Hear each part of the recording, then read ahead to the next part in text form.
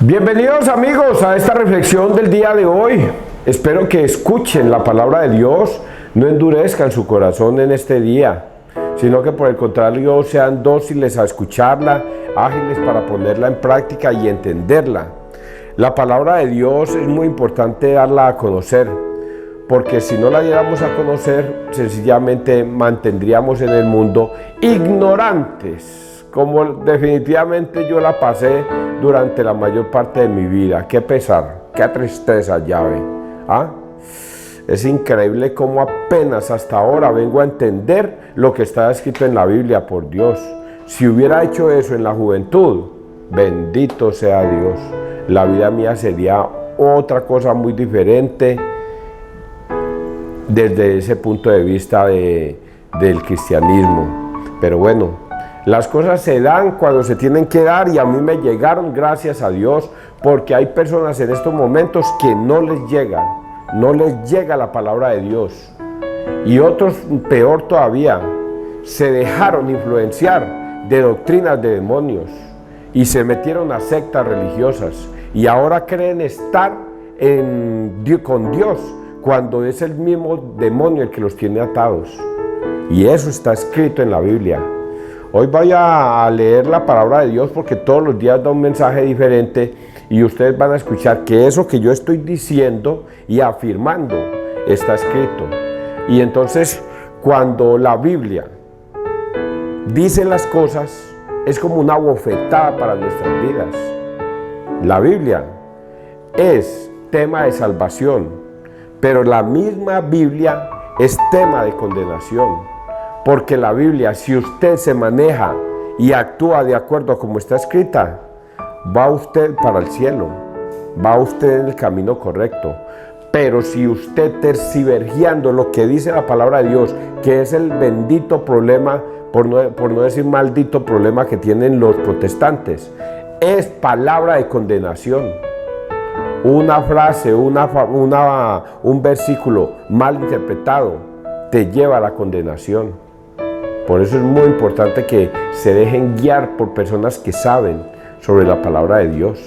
Y bueno, no me jacto de decir que yo soy uno de ellos, pero me jacto de decirle al menos que me veo todos los días los videos del Padre Luis Toro, en donde me educo y aprendo mucho sobre estos temas, y por eso con firmeza espiritual me atrevo a decírselas a ustedes frente a la cámara para que les llegue a ustedes allá en sus casas. Vamos a reflexionar y a lo mejor logren entender. En el nombre del Padre, del Hijo y del Espíritu Santo. Amén. Primera lectura, Hechos de los Apóstoles 7, 51-8, 1a. Señor Jesús, recibe mi espíritu. Es continuación de lo que leíamos en el día de ayer. En aquellos días Esteban decía al pueblo, a los ancianos y a los escribas. ¿Quién es Esteban? Esteban es el primer mártir de la Iglesia Católica. Es el primero de los discípulos que van a matar, que van a apedrear, que lo van a sentenciar a muerte y va a morir. Vamos a leer entonces. En aquellos días Esteban decía al pueblo, a los ancianos y a los escribas. Recordemos que lo llevaron a juzgar. A él lo llevaron a juzgar, le montaron toda una parafernalia para montarle un juicio y le colocaron unos personajes que están diciendo mentiras de él, testigos que van a decir calumnias de él solamente para que lo mate. Y a los ancianos escribas, duros de cerviz, incursisos de corazón y de oídos, siempre resistís al Espíritu Santo, lo mismo que vuestros padres. Hubo un profeta que vuestros padres no persiguieran. Ellos mataron a los que anunciaban la venida del justo, y ahora vosotros lo habéis traicionado y asesinado. Recibisteis la ley por mediación de ángeles y no la habéis observado. Oyendo estas palabras, se recomían por dentro y rechinaban los dientes de rabia. Esteban, lleno de Espíritu Santo, fijó la mirada en el cielo, vio la gloria de Dios y a Jesús de pie a la derecha de Dios, y dijo: veo el cielo abierto y al Hijo del Hombre de pie a la derecha de Dios. Dando un grito estentóreo, se taparon los oídos y como un solo se abalanzaron sobre él. Lo empujaron fuera de la ciudad y se pusieron a apedrearlo. Los testigos, dejando sus capas a los pies de un joven llamado Saulo, se pusieron también a apedrear a Esteban, que repetía esta invocación: Señor Jesús, recibe mi espíritu. Luego, cayendo de rodillas, lanzó un grito: Señor, no les tengas en cuenta este pecado.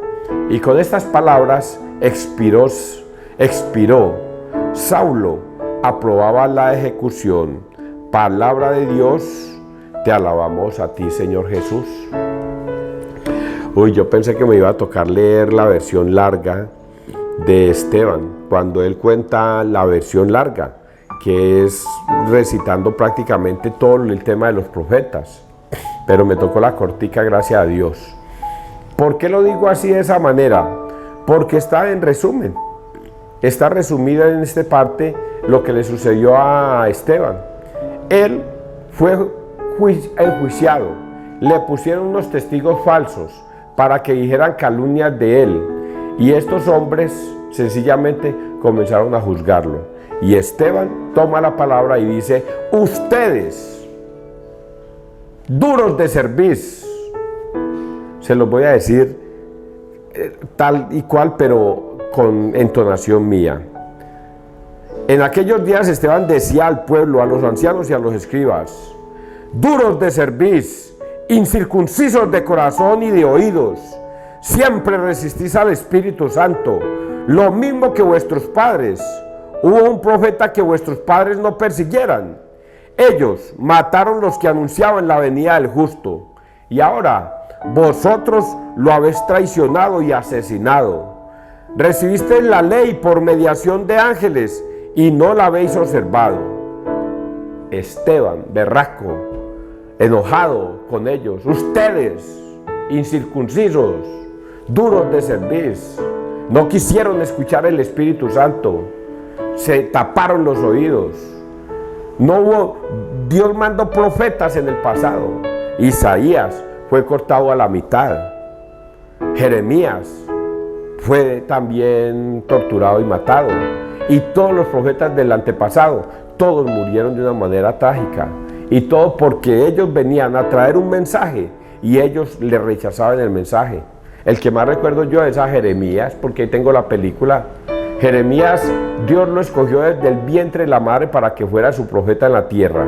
Y él comenzó a anunciarles la verdad, a decirles que tenían que arrepentirse, que él ya no quería ese sacrificio de becerros, de animales allá en el altar, cuando su corazón no se arrepentía. Le huele hasta maluco esa sangre, dice, esa sangre de toros a Dios, porque ellos quieren es un corazón arrepentido y humillado, y ustedes no hacen sino matar animales, pero no se arrepienten de corazón.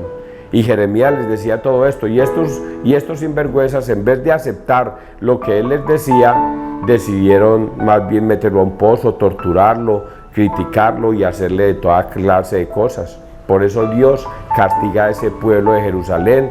Entra Nabucodonosor y se los esclaviza, mata a los hijos del rey, al rey le quema los ojos, y al pueblo de Jerusalén los esclaviza y se los lleva para lo tengo en la punta, Babilonia. Se los lleva para Babilonia. Eso. Y hoy Esteban les recuerda eso. Ustedes, a los profetas del pasado, sus antepasados, mataron a todos los profetas que anunciaban que iba a venir el justo. Ahora vino el justo, que es Jesucristo, ¿y qué hicieron ustedes? Lo enjuiciaron, le montaron testigos falsos, lo calumniaron y lo crucificaron. Y dicen estos hombres que se mordían de rabia. Oyendo estas palabras, se recomían por dentro y rechinaban los dientes de rabia.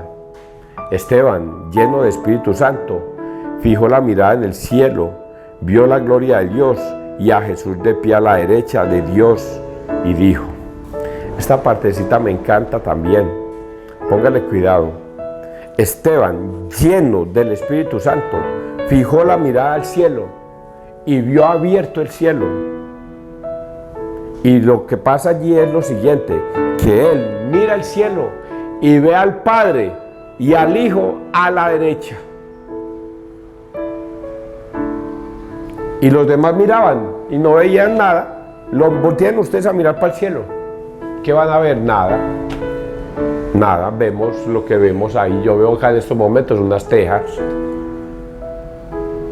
Pero Esteban vio que el cielo se abrió y a la derecha el Padre y a la derecha del Padre el Hijo.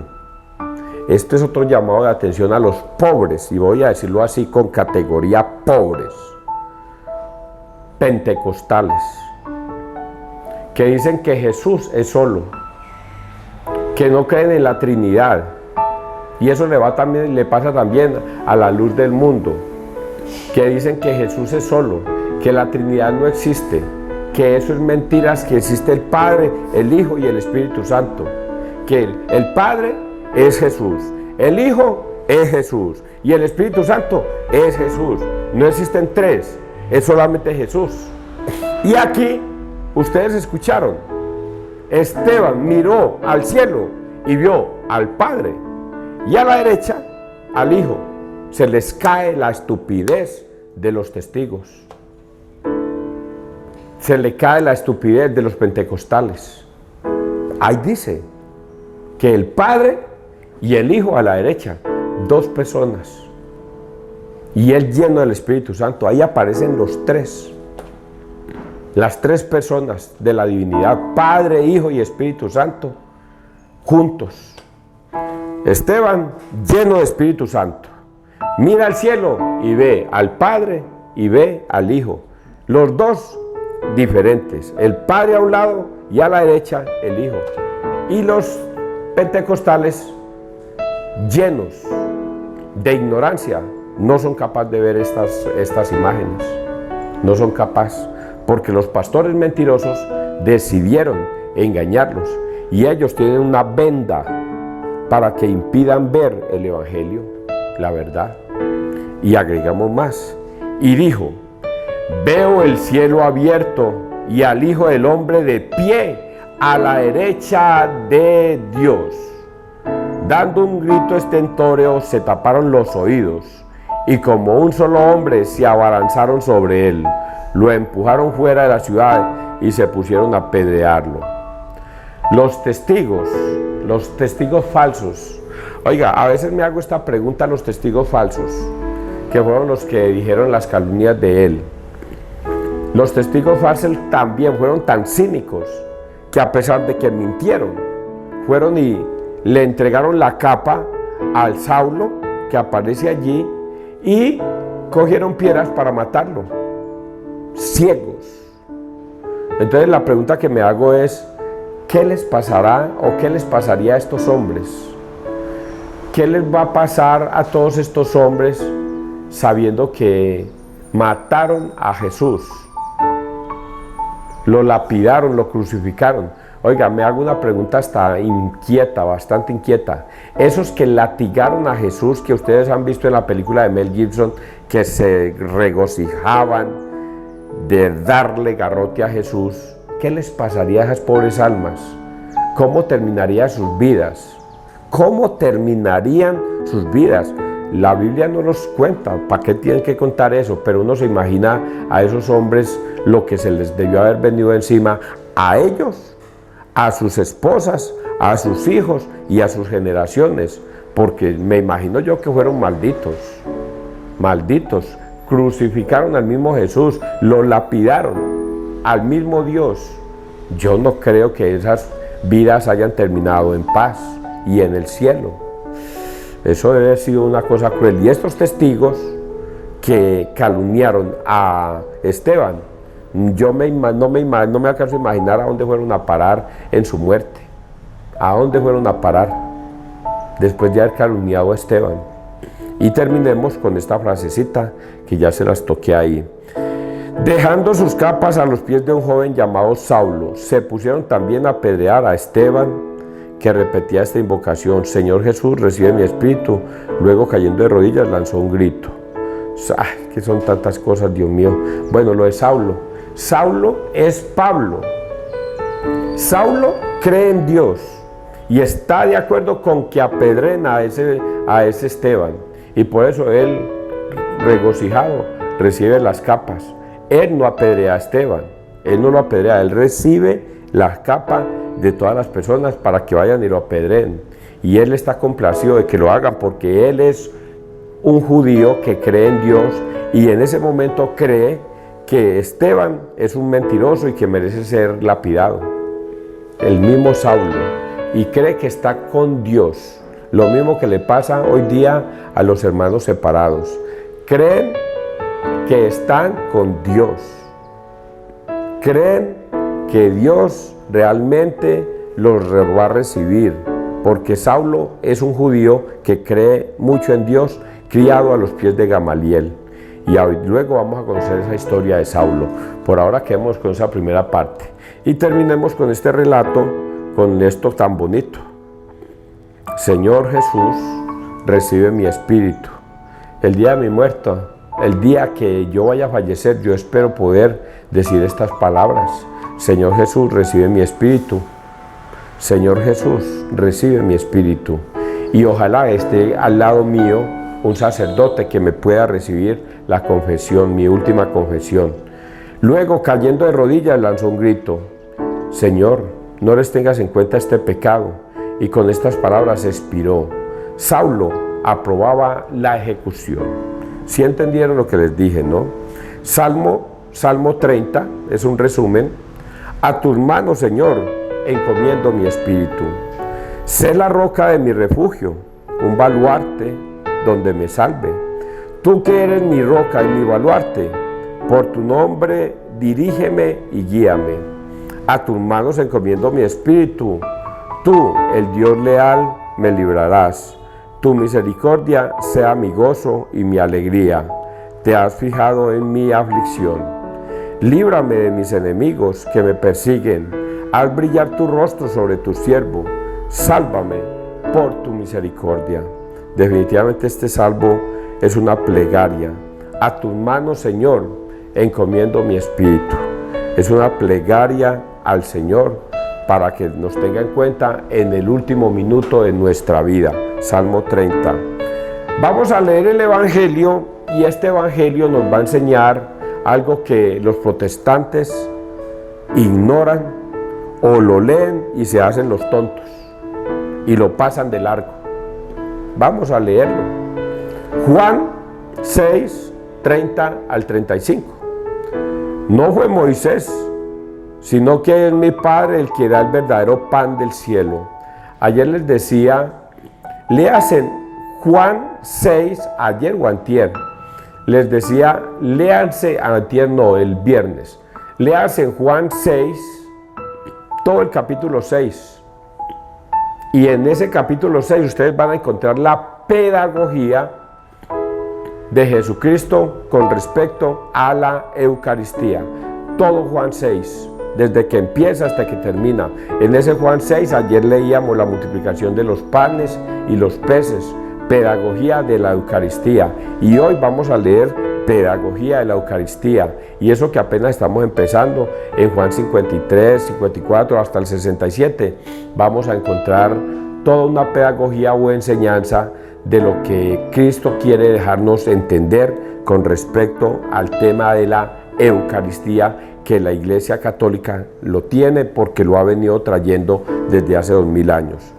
En aquel tiempo dijo la gente a Jesús: ¿y qué signo vemos que haces tú para que creamos en ti? ¿Cuál es tu obra? Nuestros padres comieron el maná en el desierto. Como está escrito, les dio a comer pan del cielo.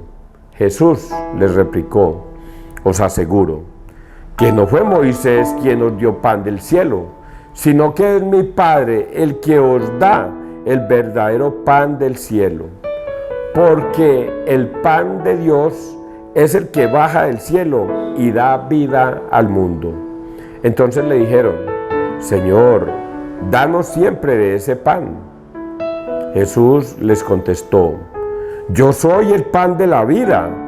El que viene a mí no pasará hambre, y el que cree en mí nunca pasará sed. Palabra del Señor. Gloria a ti, Señor Jesús. Pedagogía, enseñanzas.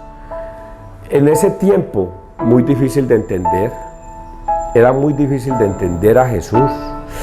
Yo cuando me veo la película de Juan, que ustedes se las recomiendo que se la vean en YouTube, busquen Evangelio de Juan y lo van a leer tal y cual, lo van a ver la película tal y cual está escrita, solo con una gran enseñanza, que es que vemos los actores, vemos a Jesús, vemos los discípulos, vemos todo lo que Él dice, cómo lo dice, la entonación y todo, y vemos el contexto de dónde están, por qué le preguntaron esto, quiénes le preguntaron, qué rabia sentían por dentro y todas esas cosas, lo vemos en la película. Y vamos ahí a entender que era muy difícil comprender a Jesús. Era muy difícil, porque esto que estaba enseñando Jesús era muy difícil, como hoy día es muy difícil que los protestantes lo entiendan. Es la misma situación. Por eso Jesús les dice esto a ellos. Jesús les replicó, empecemos por acá. Empecemos por acá. En aquel tiempo dijo la gente a Jesús, dijo la gente a Jesús: ¿y qué signo vemos que haces tú para que creamos en ti? ¿Cuál es tu obra?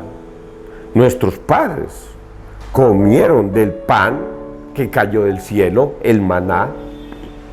Él, Moisés, a él sí le creemos, porque él nos hizo un milagro. Hizo que cayera pan del cielo, maná, y tórtolas para que comiéramos todos los días. Él hizo una obra, hizo un milagro. Pero ¿y usted qué obra nos muestra? Muéstrenos una obra para creerle.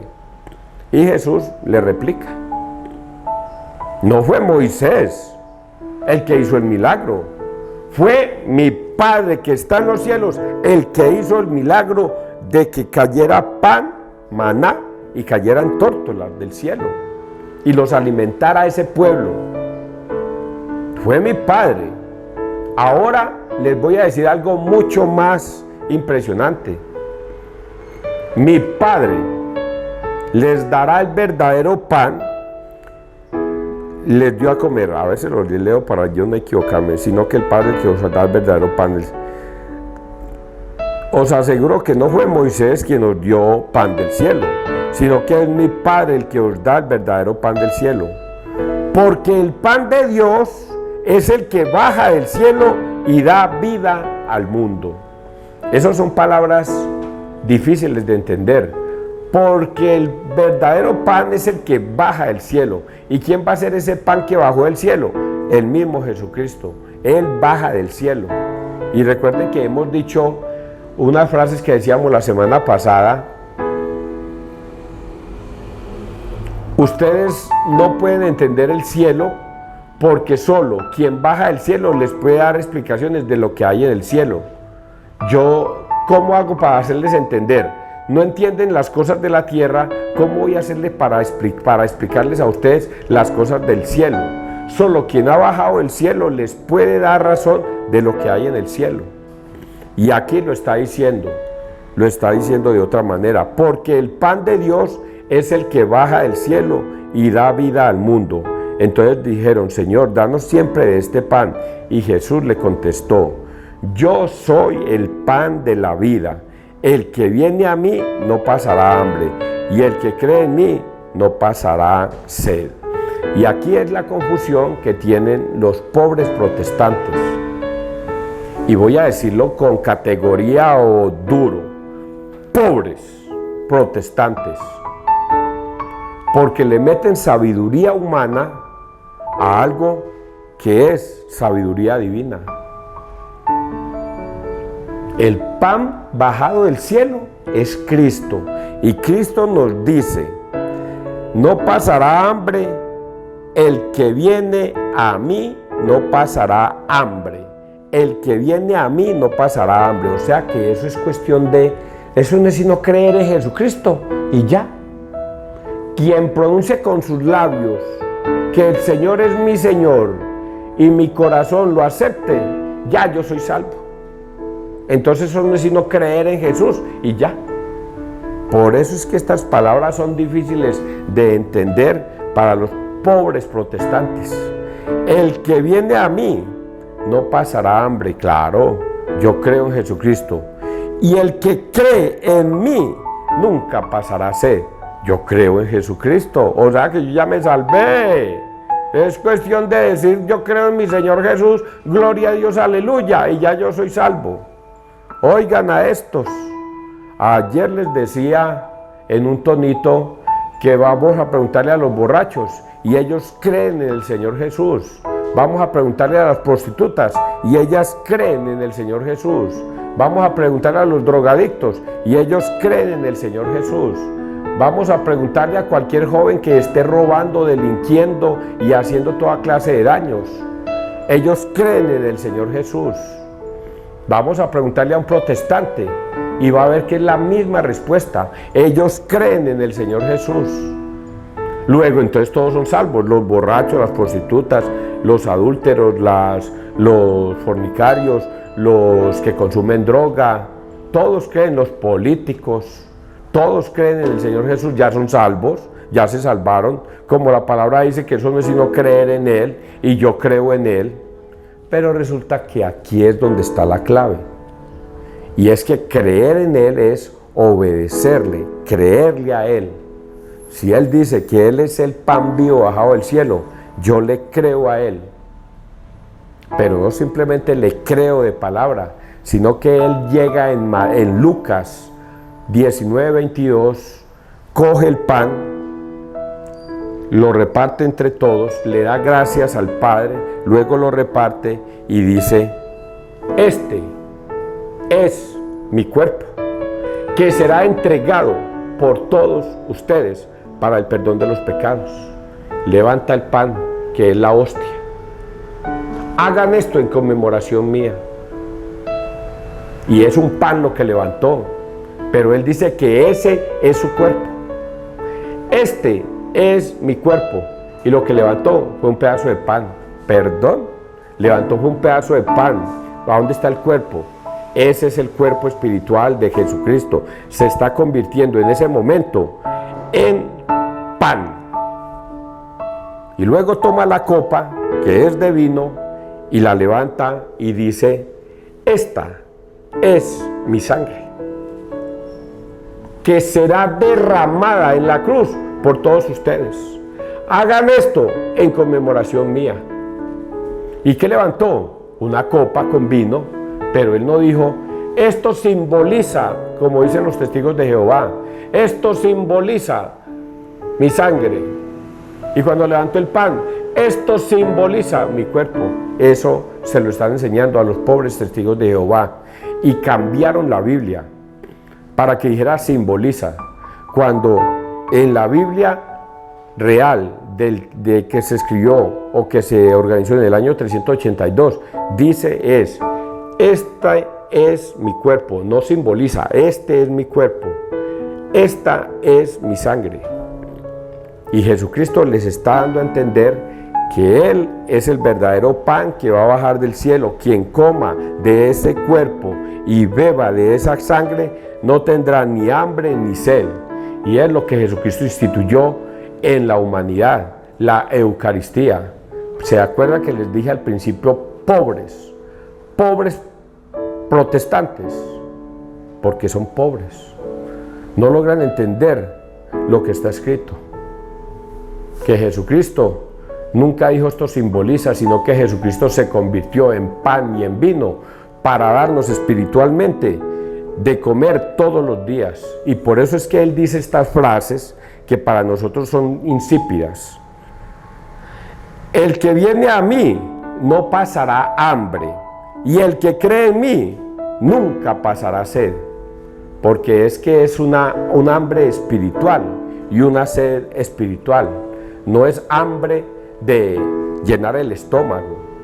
No, Pablo lo dice: el que coma pan creyendo que es pan, que se vaya a comer a su casa, si es que tiene hambre. El que beba el vino creyendo que es vino, que se vaya para su casa a tomar vino a su casa. Esto no es para ellos. Es para el que crea que está comiendo es el cuerpo de Cristo espiritual, y el que crea que está bebiendo su sangre espiritual. Y entonces cuando uno cree que espiritualmente estoy comiéndome el cuerpo de Cristo, entonces espiritualmente yo ya no tengo hambre espiritual. Estoy con Cristo y Cristo está conmigo. Y cuando bebo su sangre, Cristo está conmigo. Estoy bebiendo su sangre, no volveré a tener sed espiritual. Y los pobres protestantes creen que eso no es sino hacer la Santa Cena. Vamos a la panadería y compremos dos. ¿Cuántos somos? Con un pan de 2000 tenemos. Y vamos a Grajales a comprar vino. Traigan unas copitas.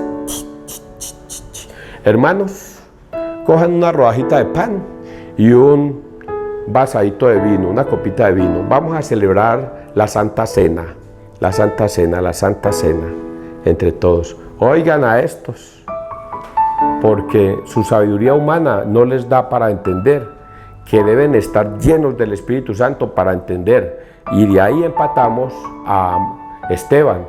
Ustedes, duros de cerviz, faltos de Espíritu Santo, no logran entender, no lo van a entender. Y eso le pasa a los protestantes, duros de cerviz, faltos del Espíritu Santo, no lo logran entender. Mientras que los católicos, firmes en la fe. ¿Entendieron esto tan bonito? Que Dios te bendiga, que Dios nos bendiga, donde quiera que todos estemos. Pero les agrego, los buenos católicos, porque también hay malos católicos, que ya casi se vuelven protestantes.